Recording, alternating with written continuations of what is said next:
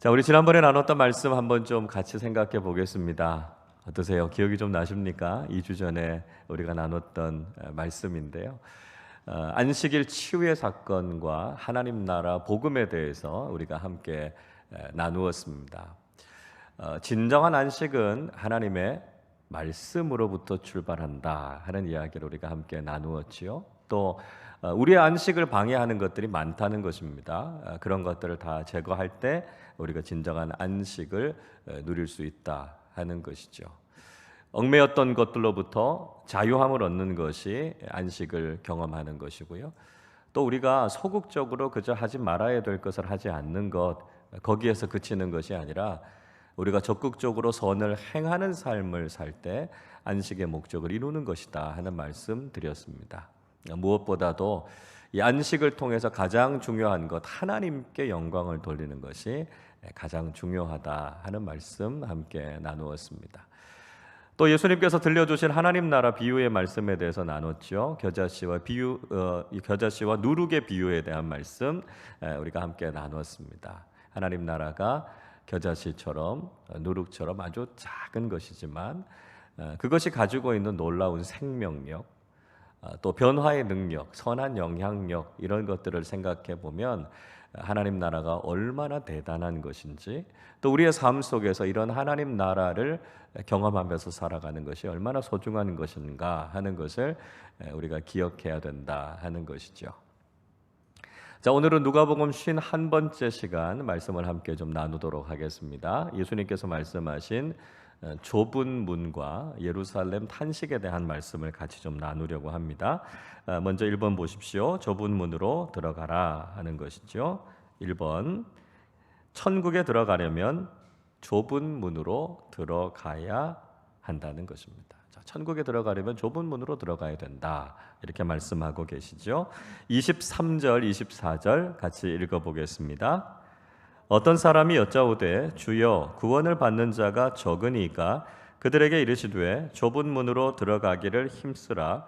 내가 너희에게 이르노니 들어가기를 구하여도 못하는 자가 많으리라. 어떤 사람이 와서 예수님께 여쭈었습니다. 예수님, 천국에 들어가는 사람이 적습니까? 이렇게 질문하고 있습니다. 이 질문은요, 우리에게 굉장히 충격이 될 수도 있는 질문입니다. 마치 이 말씀은 하나님께서 아주 소수만 구원하신다 이런 뜻으로 들릴 수 있고요. 또 천국에 들어가는 것이 굉장히 어렵다, 구원을 받는 것이 굉장히 어렵다라고 하는 말씀으로 우리에게 들려지기 때문에 그렇습니다. 하나님께서 그렇게 천국의 구원의 가능성을 좁혀 놓으신 걸까요? 그건 아니다라고 하는 걸 우리 알고 있죠. 디모데전서 2장 4절이 이렇게 말씀하죠. 하나님은 모든 사람이 구원을 받으며 진리를 아는 데에 이르기를 원하시느니라 말씀하고 있습니다. 디모데전서 2장 4절 말씀은 굉장히 중요한 말씀입니다. 그래서 우리가요, 하나님께서 모든 사람을 다 구원하신다 이렇게 이야기하면 그 성경적이지 않습니다. 이걸 신학적으로 가리켜서 만인구원설, 만인구원론 이렇게 이야기하는데 이건 성경적인 게 아닙니다. 그렇지만 하나님께서는 모든 사람이 구원받기를 원하신다 이렇게 말하면 이 디모데전서 2장 4절의 말씀인 거죠. 정확하게 성경의 가르침입니다. 하나님은 모든 사람이 다 구원받기를 원하십니다. 그러나 이런 하나님의 바람과 사람들의 현실이 다를 수 있다라고 하는 것을 예수님께서 이야기하고 계십니다. 그러니까 하나님은 우리가 다 천국에 들어가기를 원하세요. 사람들도 다 마찬가지죠. 다 천국에 들어가고 싶어 합니다. 그러나 천국에 들어가고자 하는 사람들이 많지만 천국에 들어가는 사람은 실제로 많지 않을 수 있다는 것을 우리에게 말씀하고 있습니다. 그러니까 교회를 다닌다고 해서 다 천국에 들어가는 것이 아닐 수 있다라고 하는 것을 말씀하고 있죠. 그래서 예수님께서 그것을 비유적으로 좁은 문 이렇게 표현하고 있습니다. 자, 이 말씀은 믿음의 사람들, 구원을 소망하면서 살아가는 우리 그리스도인들의 삶의 방식과 세상 사람들이 살아가는 삶의 방식이 다를 수 있다는 것을 이야기하고 있습니다. 자, 그러니까요. 천국을 소망하면서 살아가는 우리는 세상 사람들이 살아가는 방식대로, 세상 사람들이 원하는 대로 그렇게 살아서는 안 된다라고 하는 거죠. 왜요? 그건 넓은 문이거든요. 그건 넓은 길이거든요. 세상 사람들이 다 가고 싶어 하고 세상 사람들이 다 살고 싶어 하는 그런 방식대로 살아가면 구원에서부터 멀어질 수 있다라고 하는 것입니다. 그래서 예수님께서 우리에게 말씀하시는 좁은 문, 좁은 길이라고 하는 것은 세상의 방식과는 달라야 된다는 것을 이야기하죠. 어떻게 보면 사람들이 외면하는 길, 죄인인 인간이 걷기 어려운 믿음과 겸손과 순종의 길, 또 십자가와 자기 비움의 길, 이게 좁은 문으로 들어가는 길이라는 것이죠. 그 믿음의 길, 그 믿음의 문으로 들어가야만 구원을 받을 수 있다 하는 것을 주님께서 말씀하신 것입니다. 2번입니다. 천국의 문은 한 번 닫히면 열리지 않는다라고 하는 겁니다. 천국의 문의 비밀인데요. 이게 한 번 닫히면 열리지 않는다라고 하는 것이죠. 25절 같이 읽어보겠습니다. 집 주인이 일어나 문을 한 번 닫은 후에 너희가 밖에 서서 문을 두드리며 주여 열어주소서 하면 그가 대답하여 이르되 나는 너희가 어디에서 온 자인지 알지 못하노라 하리니. 자, 예수님께서 천국에 들어가는 신앙에 대해서 비유로 말씀하고 있습니다. 집 주인이 일어나서 그 집 문을 한번 닫으면 그 문은 다시 열리지 않는다는 거예요. 여기서 일어나라고 하는 말 에게르데라고 하는 헬라어 단어인데요. 이 말은 뭔가 결심이 섰다는 거예요. 결단하고 행동한다, 이런 뜻을 가지고 있습니다. 마치 구약 성경의 말씀 읽어보면 하나님이 일어나시니 이런 표현이 나오죠. 왜요? 하나님이 심판하시기 위해서요. 하나님께서 참고 견디시다가 이제는 우리의 삶에 개입하시고 하나님의 공의로운 판단을 하시기 위해서 하나님께서 움직이신다는 거예요. 이게 표현이 일어난다, 이렇게 표현한다는 거죠. 마찬가지입니다. 하나님께서 우리의 구원을 위해서 계속 인내하면서 기다리고 계세요. 지금도 그렇죠. 그러나 언젠가는 하나님께서 결단하고 일어나십니다. 그리고 그 구원의 문을 닫으시는 거죠. 하나님의 심판이 임하게 될 때가 온다라고 하는 것입니다. 지금까지 하나님은 구원의 문을 닫은 적이 한 번도 없으십니다. 여전히 지금은 구원의 문이 열려 있어요. 그러나 언젠가는 그 문이 닫힌다는 거죠. 한 번 닫히면 그 문은 다시 열리지 않습니다. 구원의 기회가 항상 있는 것이 아니라 늦기 전에 우리가 구원받고 그 문으로 들어가야 된다라고 하는 것이죠. 그래서 우리가 구원의 문이 열려져 있는 지금 우리가 결단하고 그 구원의 문으로 들어가야 하고요. 또 구원받지 못한 우리의 이웃들, 우리가 복음을 전해야 되는 사람들에게 복음을 전해서 그 문이 닫히기 전에 들어가서 구원을 누려야 된다 하는 것을 기억해야 한다는 것이죠. 3번입니다. 종교적인 열정이 있다고 해서 천국에 들어가는 것이 아니다 하는 겁니다. 종교적인 열정, 열심, 이거 가지고 우리가 천국에 들어가는 것이 아니라는 것입니다. 26절, 27절 읽어보겠습니다.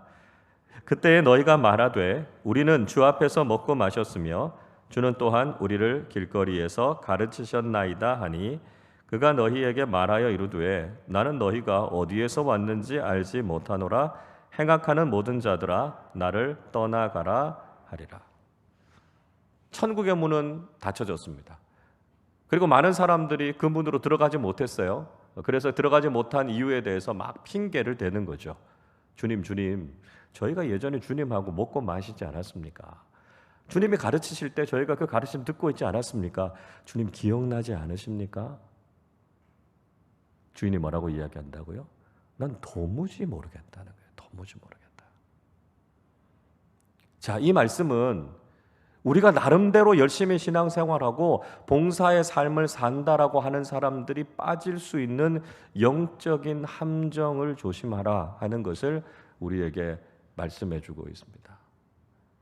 우리가 신앙생활 열심히 한다고 해서 우리가 봉사하고 섬기는 일들을 열심히 한다고 해서 그것 가지고 천국에 들어가는 것이 아니라는 것입니다. 그럼 뭘로 천국에 들어가는 거죠? 예수를 믿음으로 천국에 들어간다는 것입니다. 우리가 얼마나 교회를 오래 다녔는가, 내가 얼마나 교회를 섬기고 봉사활동을 열심히 했는가 중요하죠. 그러나 그보다 우선적인 것, 그보다 더 중요한 문제는 무엇입니까? 예수 그리스도의 십자가와 부활을 믿고 내가 구원받았는가, 그 믿음으로 내가 하나님 나라를 소유한 구원의 확신이 있는가, 이게 먼저라는 것입니다. 그래서 그 구원의 은혜를 생각할 때 너무 감사해서 우리가 하나님 앞에 예배하는 거죠. 신앙생활하고 봉사하는 거죠. 그러니까 우선이 되어야 하는 것은 신앙적인 종교적인 열심이 아니라는 거예요. 내가 예수를 바로 믿고 구원을 받았는가, 이 문제가 중요하다라고 하는 것이죠. 이 말씀은 사실 목사인 저에게 가장 두렵게 다가옵니다. 저는 뭐 늘 하는 일이 교회에서 말씀 가르치는 일 아닙니까? 그러나 열심히 말씀 가르쳤다고 제가 구원받는 게 아니라는 거예요.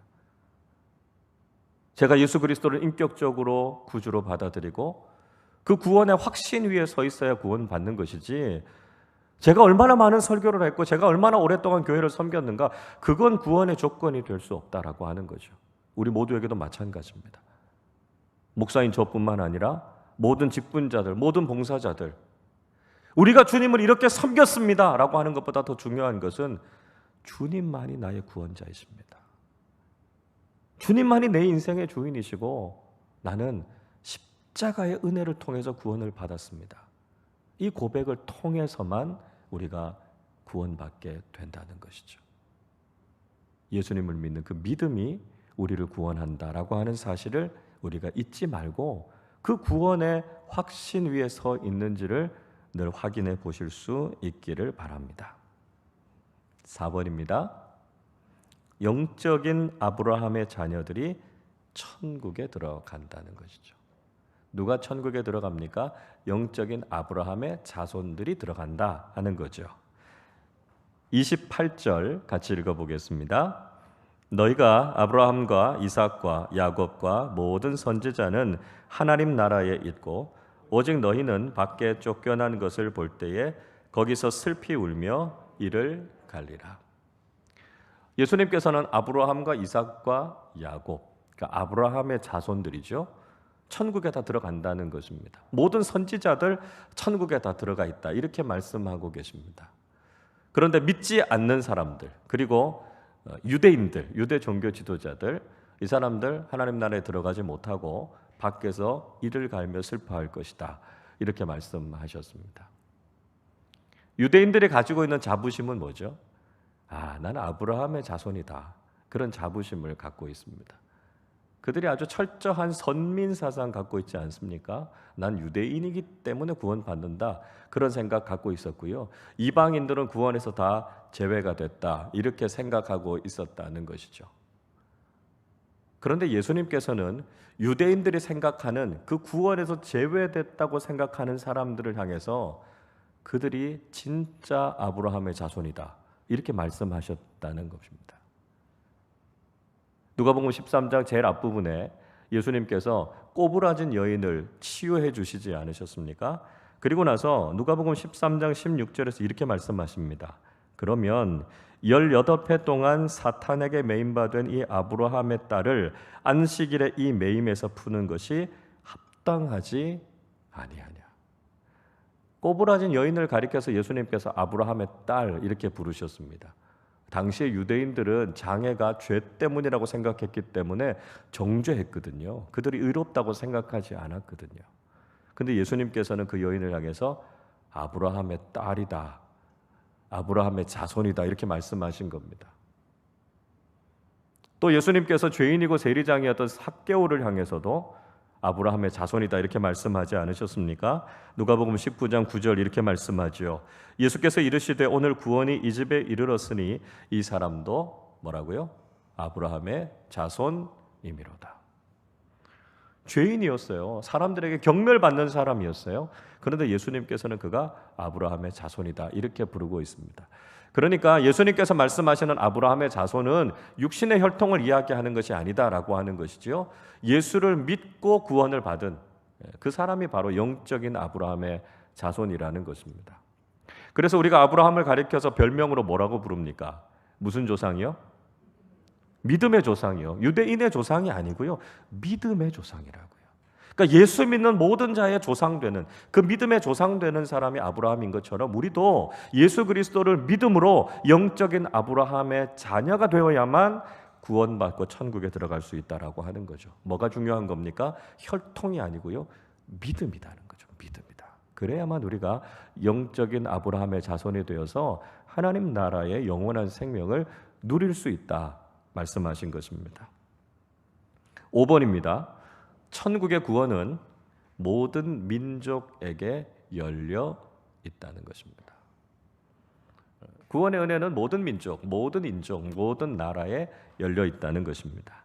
29절 읽어보겠습니다. 사람들이 동서남북으로부터 와서 하나님의 나라 잔치에 참여하리니. 자, 예수님께서 동서남북에서부터 많은 사람들이 와서 하나님 나라 잔치에 참여할 것이다 이렇게 이야기하고 있습니다. 그러니까 유대인들만이 아니라 동서남북에 있는 모든 이방 민족들에게까지 하나님의 구원은 넓게 열려져 있다라고 하는 것을 말씀하고 있습니다. 이것이 바로 구원의 보편성을 이야기하는 것이지요. 구원의 다양성을 이야기하고 있습니다.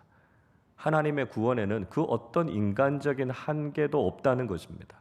어떤 차별도 없다는 것이죠. 그래서 우리가 조심해야 될 건 뭐라고요? 우리가 인간적인 선입견을 가지고 하나님의 구원을 제한하면 안 됩니다. 내가 생각할 때 저 사람 구원 못 받을 사람이야. 너 아니라는 거죠. 하나님의 구원이 모든 사람, 모든 민족들에게 열려져 있다라고 하는 것을 알고 우리는 모든 사람을 향해서 복음을 전하는 사람이 되어야 한다는 것입니다. 구원의 은혜는 차별이 없고요. 하나님의 구원의 은혜는 모든 사람들에게 미칠 만큼 크고 풍성하다는 것을 우리는 기억해야 한다는 것입니다. 6번입니다. 복음을 늦게 들었어도 천국에서 더 큰 자가 될 수 있다는 것입니다. 복음을 늦게 들었지만 천국에서는 더 큰 자, 더 큰 상급을 받을 수도 있다는 거죠. 30절 읽어보겠습니다. 보라, 나중된 자로서 먼저 될 자도 있고 먼저 된 자로서 나중될 자도 있느니라 하시더라. 자, 예수님께서 이 말씀하고 계신 이유는 뭐냐 하면 겸손에 대해서 강조하고 있습니다. 나중됐지만 먼저 될 사람도 있고 먼저 됐지만 나중될 사람도 있다라고 하는 것이죠. 그러니까 내가 예수를 먼저 믿었다고 해서 내가 신앙생활을 오래 했다고 해서 우리가 교만하지 말라는 겁니다. 때로는 신앙의 연륜이 짧은 사람들, 나보다 예수를 더 늦게 믿은 사람들, 새가족들 이런 분들이 오히려 더 순수한 마음을 가지고 주님을 더 사랑하고요. 신앙생활을 더 성숙하게 잘하시는 분들이 충분히 있다라고 하는 것입니다. 그래서 내가 직분이 있다고 해서 내가 신앙생활을 오래 했다고 해서 내 마음이 높아져 있으면 안 된다는 것이죠. 교만해져 있어서는 안 된다는 것입니다. 그럴수록 더 겸손해져야 된다는 것이죠. 그리고 날마다 더 주님을 사랑하고 더 주님께 헌신하는 삶을 살아가야 된다는 것입니다. 그런 겸손한 모습으로 또 더 귀하게 주님 앞에 우리의 삶을 드리는 모습으로 살아가야 될 것을 말씀하고 계신다라고 하는 것이죠. 자, 나중된 사람이 먼저 된다, 먼저 된 사람이 나중된다라고 하는 것, 이걸 가리켜서 역전의 은혜 이렇게 이야기합니다. 바뀌는 거죠. 하나님은 우리에게 이런 역전의 은혜를 베풀어 주시는 거죠. 누가복음 1장 말씀 앞부분에 보시면 마리아가 드리는 찬양이 나옵니다. 누가복음 1장 52절 53절이 이렇게 말씀해요. 권세 있는 자를 그 위에서 내리치셨으며 비천한 자를 높이셨고 줄이는 자를 좋은 것으로 배불리셨으며 부자는 빈손으로 보내셨도다. 이렇게 말씀합니다. 이 마리아의 찬양을 가리켜서 뭐라고 이야기하냐면 역전의 노래라고 이야기합니다. 하나님은 역전의 은혜를 주시는 하나님이시다라고 하는 거죠. 높은 자를 낮추시고 낮은 자를 높이시는 하나님. 하나님께서는 지금도 우리의 삶 속에서 이런 역전의 은혜, 반전의 은혜를 베푸신다는 거예요. 그러니까 우리가 조금 더 인간적으로 교만해져서는 안 된다라고 하는 것이죠. 하나님은 언제든지 작은 것도 크게 쓰시고요, 큰 것도 낮추시는 분이 하나님이십니다. 그래서 늘 중요한 것은 내가 하나님 앞에 잘 쓰임받고 있는가, 내가 정말 하나님 앞에 겸손하게 서 있는가, 우리 자신의 모습을 돌아보는 사람들이 되실 수 있기를 바랍니다. 자, 계속해서요, 예수님께서 예루살렘을 바라보시면서 탄식하신 내용이 기록되어져 있습니다. 그 말씀을 통해서 사명자의 모습이 어떤 모습인지 한번 살펴보겠습니다. 1번입니다. 사명자를 죽이고 공격하는 사람들이 있다는 거죠. 주님께서 맡겨주신 그 사명을 감당하는 사람들을 가만히 놔두지 않고 공격하고 미워하고 시기하는 사람들이 있다는 거죠. 31절 읽어보겠습니다. 곧 그때에 어떤 바리새인들이 나와서 이르되 나가서 여기를 떠나소서 헤롯이 당신을 죽이고자 하나이다. 예수님께서 좁은 문과 구원에 대한 비유의 말씀을 가르치고 계셨습니다. 그런데 바리새인 한 사람이 와서 예수님께 위험에 대해서 알려주죠. 헤롯이 당신을 죽이려고 합니다. 이런 이야기를 알려줍니다. 일반적으로 바리새인들은 예수님과 논쟁을 벌였고 또 예수님을 반대했던 사람들이었지만 바리새인들이 다 그렇진 않았습니다. 바리새인들 가운데 진리를 탐구하고 진지하게 진리를 구하는 사람들도 있었고요, 굉장히 경건한 삶을 사는 사람들도 있었습니다. 또 예수님을 존경하고 예수님을 따르고자 했던 사람들도 있지 않았습니까? 자, 대표적으로 어떤 사람이 있었죠? 밤중에 예수님을 찾아왔던 누구요? 니고데모요. 니고데모가 대표적인 바리새인이었지만 따라간다라고 하는 소식을 알려줍니다. 자, 이 헤롯이라고 하는 사람, 갈릴리의 분봉 왕이었죠. 정치적인 야망이 컸던 사람이고요, 또 시기심이 굉장히 많은 사람이었습니다. 그의 아버지가 어린 아기 예수님을 죽이려고 했던 헤롯 대왕이었죠. 그의 아들입니다. 그래서 이 헤롯이 예수님께서 사람들의 관심과 인기를 누리고 있었던 그 모습이 굉장히 질투가 나고 시기가 났던 사람이 이 헤롯이었습니다. 그래서 예수님을 죽이고자 했다라고 하는 것이죠. 사명자로 살아갈 때 우리가 이런 위험, 이런 위기를 경험하게 될 수 있다라고 하는 것이죠. 2번입니다. 사명자는 세상의 위협 앞에서도 담대하다는 겁니다. 세상이 위협하지만 사명자는 담대하게 맞서 싸운다는 것이죠. 32절 읽어보겠습니다. 이르시되 너희는 가서 저 여우에게 이르되 오늘과 내일은 내가 귀신을 쫓아내며 병을 고치다가 제3일에는 완전하여 지리라 하라. 자, 예수님께서 그 이야기를 듣고 헤롯을 가리켜서 뭐라고 불러요? 여우, 이렇게 부르고 있습니다. 갈릴리의 분봉왕이니까요, 사실 상당한 권력을 갖고 있는 사람이었습니다. 그러니까 권력을 갖고 있는 사람에게 이렇게 이야기한다라고 하는 것이 굉장히 위험해질 수 있는 일이죠. 그러나 예수님 아랑곳하지 않으셨습니다. 세상의 위협 앞에서도 아주 담대하셨던 것을 볼 수 있습니다. 오늘과 내일 나는 귀신을 쫓아낼 것이다 말씀하시죠. 하나님 나라 사역 계속하시겠다는 것입니다. 제3일에는 완전해질 것이다 라고 말씀하죠. 이 말씀은 예수님께서 십자가 지시고 3일 만에 부활하셔서 구원의 사역을 완성하실 것을 암시하고 있습니다.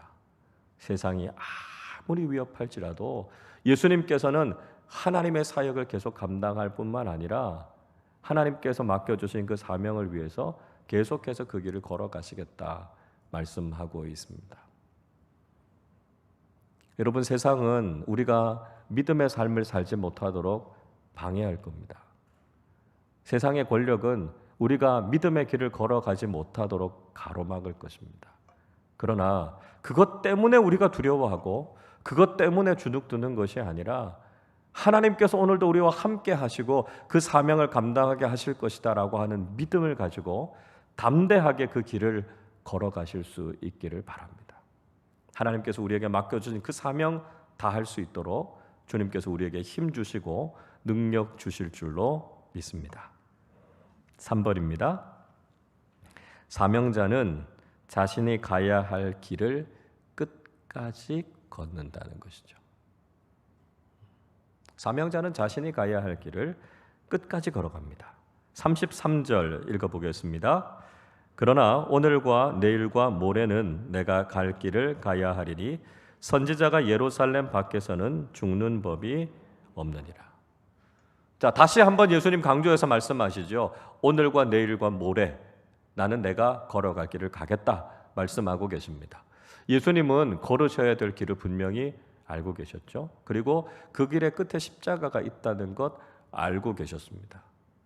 그러나 예수님은 흔들리지 않으셨어요. 끝까지 그 길을 걸어가겠다 이렇게 말씀하셨습니다. 예수님께서는 선지자가 예루살렘 밖에서 죽는 일 없다 이렇게 말씀하셨습니다. 예수님께서 그 사명의 끝은 예루살렘에서 십자가를 지고 죽으시는 것이다 라고 하는 걸 알고 계셨으니까요.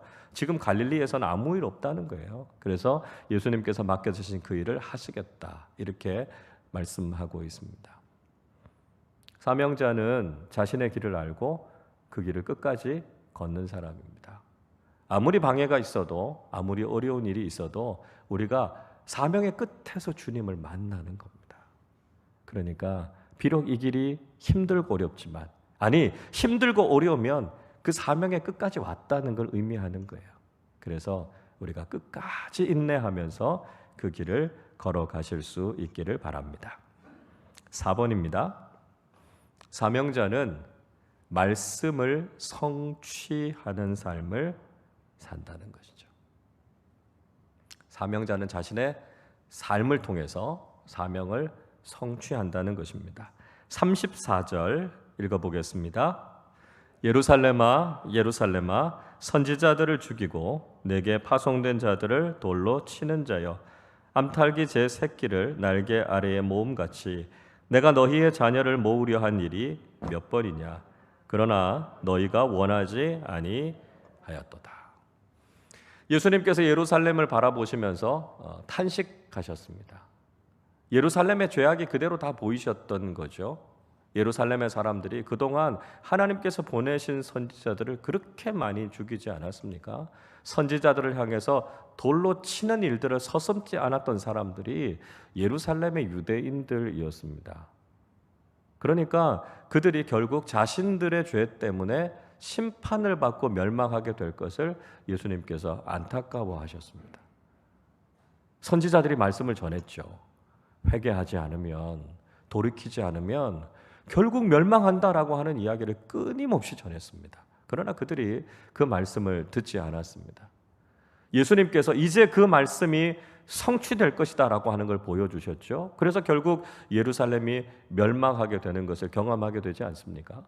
그리고 선지자들이 그렇게 예언했던 메시아, 그리고 십자가에 못 박혀서 죽게 될 그 예수님이 바로 구약의 예언을 성취하시고 오셨다라고 하는 것을 예수님께서 말씀하셨습니다. 예수님께서는 구약의 모든 예언을 당신이 이루셨고 성취하는 삶을 사실 것이다 라고 하는 것을 말씀하고 있습니다. 사명자는 자신의 꿈, 자신의 야망, 자신의 욕심을 이루는 것이 아니고요, 말씀을 이루는 사람입니다. 하나님의 말씀을 우리의 삶으로 살아내고 그 말씀이 진리임을 우리의 삶을 통해 성취하고 증명해내는 사람들이 사명자다라고 하는 것이죠. 예수님께서 그 말씀 성취하시기 위해서 십자가의 길을 걸으셨던 것처럼 우리도 각자에게 들려주시는 하나님의 말씀에 순종하고 그 말씀을 성취하는 사람들이 될 때 진정한 사명자가 될 수 있다는 것이죠. 5번입니다. 사명자는 다른 사람들을 품고 보호한다는 것입니다. 사명자가 하는 중요한 역할은요, 다른 사람들을 품어요. 그리고 그 사람들을 보호하는 거죠. 34절 말씀 쭉 보시면 예수님께서 예루살렘을 보호하고 싶으셨어요. 품고 싶으셨다는 거죠. 그래서 이런 비유의 말씀하시잖아요. 암탉이 자기의 날개로 새끼를 품는 것처럼 내가 예루살렘을 그렇게 품고 보호하고 싶었다 말씀하십니다. 예루살렘은 정말 예수님의 사랑의 대상이었고요. 예루살렘이 멸망하는 것을 예수님께서 전혀 바라지 않으셨다라고 하는 거죠. 근데 문제는 무엇입니까? 그들이 보호의 울타리를 벗어났다는 겁니다. 하나님께서 그토록 큰 사랑을 베풀어 주셨는데 그 큰 사랑을 거부한 것이고요. 예수님께서 구원의 은혜를 베풀어 주셨는데 그 은혜를 받아들이지 않은 겁니다. 그 결과로 결국은 예루살렘이 멸망하게 된 거죠. 하나님이 그들을 미워하신 게 아닙니다. 하나님께서 그들을 버리신 게 아니에요.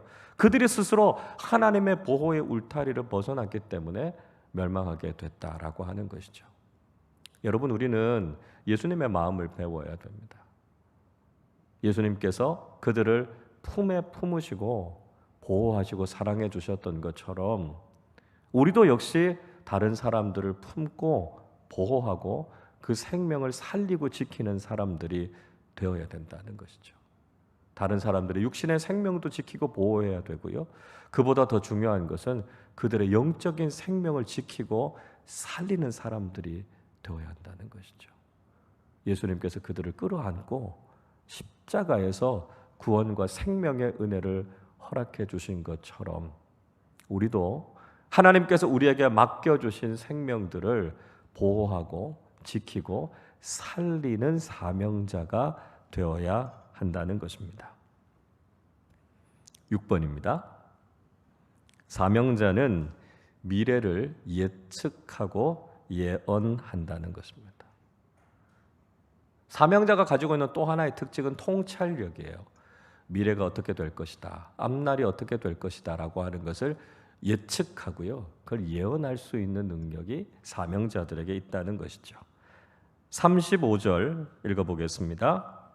보라, 너희 집이 황폐하여 버린 바 되리라. 내가 너희에게 이르노니 너희가 주의 이름으로 오시는 이를 찬송하리로다 할 때까지는 나를 보지 못하리라 하시니라. 예수님께서 너희 집이 황폐하게 될 것이다 이렇게 말씀하셨습니다. 예루살렘이 멸망하게 될 것이다 라고 하는 것을 예고하신 것이죠. 예수님의 말씀처럼 주후 70년에 예루살렘 성과 예루살렘 성전이 다 무너지게 됩니다. 예수님께서는 앞으로 예루살렘이 당하게 될 운명이 무엇인가 하는 것을 알고 계셨고요, 그걸 예언하고 계시는 것을 볼 수 있습니다. 하나님께서 사명자들에게 주신 은혜는 뭐냐 하면 앞날을 볼 수 있는 통찰력입니다. 왜 그것을 알 수 있을까요? 하나님께서는 하나님의 사람들에게 무슨 일이 일어날 것인지, 하나님께서 어떤 일을 하실 것인지를 알려주시기 때문에 그렇습니다. 아모스서 3장 7절이 이렇게 말씀하지요. 주 여호와께서는 자기의 비밀을 그종 선지자들에게 보이지 아니하시고는 결코 행하심이 없으시리라 말씀하고 있습니다. 하나님께서 무슨 일을 하시려고 하는지, 하나님께서 이 시대를 어떻게 이끌어가고 계시는지를 하나님의 사람들에게 보여주신다는 것이죠. 그래서 하나님의 사람들은 하나님께서 하시는 일, 이 시대와 역사가 어떻게 되는가라고 하는 걸 알게 된다는 것입니다. 무엇을 통해 알게 되죠? 기록된 하나님의 말씀을 통해 알게 됩니다. 꿈과 계시와 환상을 통해서 그 일들을 알게 됩니다. 하나님이 지금 무슨 일을 하고 계시는지, 이 시대와 역사가 어떻게 흘러가고 있는지 하나님께서는 알려주기를 원하신다는 거예요. 그래서 우리가 귀를 기울이고 이 시대와 앞으로의 일들이 어떻게 될 것인가 하는 것을 깨달아 아는 통찰력을 가져야 한다는 것이죠. 그래야 우리가 사명자답게 살아갈 수 있게 된다는 것입니다. 여러분, 이 시대를 사명자로 살아가는 것 쉽지 않습니다. 굉장히 위험하고 때로는 우리가 생명을 걸고 이 길을 걸어야 할 일일 수 있습니다. 그러나 하나님께서 사명자들을 사용하시고 그들로 하여금 끝까지 그 길을 걷게 하셔서 하나님의 일을 위해 사용하실 것입니다. 우리가 하나님께서 부르시고 세워주시는 사명자로 충성을 다하실 수 있기를 바라고요. 성령 충만해서 하나님의 일들을 깨닫고 하나님의 말씀을 성취하고 하나님께서 귀하게 사용하시는 믿음의 사람들, 믿음의 공동체로 쓰임받는 우리 모두가 되시기를 주님의 이름으로 축원합니다.